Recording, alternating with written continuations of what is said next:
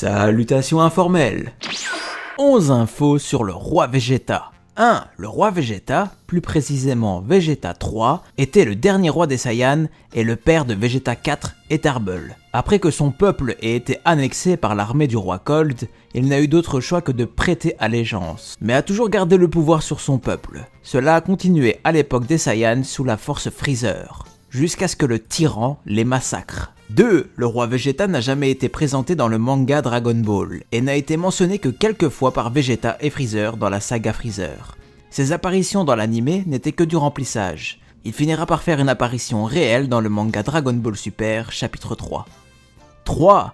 Le roi Vegeta a la capacité de se transformer en Ozaru, comme on le voit lors d'un flashback dans le plan d'éradication des Saiyans, dans Dragon Ball GT, ainsi que dans les jeux vidéo Budokai Tenkaichi 3, Dragon Ball Heroes et Super Dragon Ball Heroes. Pendant qu'il est transformé, il a un contrôle mental total sur la transformation.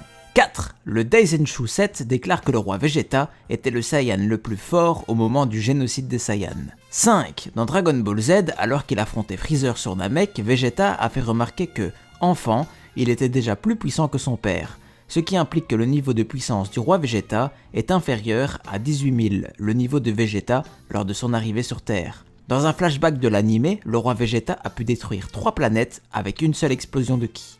6. Vu en utilisant la transformation Ozaru dans les flashbacks, le niveau de puissance du roi Vegeta en tant que Ozaru serait supérieur à 100 000, mais inférieur à 180 000. Puisque la transformation multiplie le niveau de puissance de base par 10, cela signifie que sa forme Ozaru est au-dessus de la puissance de Zarbon, d'Odoria et de tous les soldats de Freezer, à l'exception peut-être du capitaine Ginyu lui-même, qui possédait un niveau de puissance de 120 000.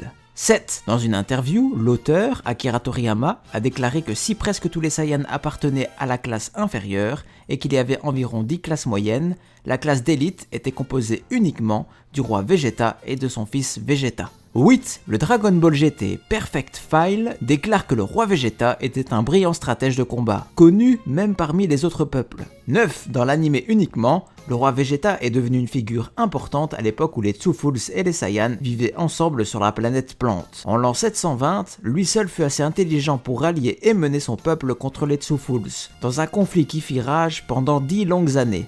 Cet événement était la guerre des Saiyan Tsufuls. Après la fin de la guerre, en l'an 730, la planète a été rebaptisée Planète Vegeta en son honneur. 10. Voici une photo de sa maison. 11. Le roi Vegeta semble être un Saiyan audacieux, arrogant, vantard, mais pondéré et intelligent. Il est un symbole de leur fierté. Il est décrit à la fois par Kaio et le docteur Reishi comme ayant un cerveau égal à un Tsufuls. Il était également un commandant impitoyable qui prenait ouvertement plaisir à finir ses adversaires, trait qu'il était plus qu'heureux de transmettre à son fils, l'emmenant personnellement dans au moins une de ses batailles. Pour plus d'anecdotes, like, abonne-toi, bisous. 思え喜びのダンスを今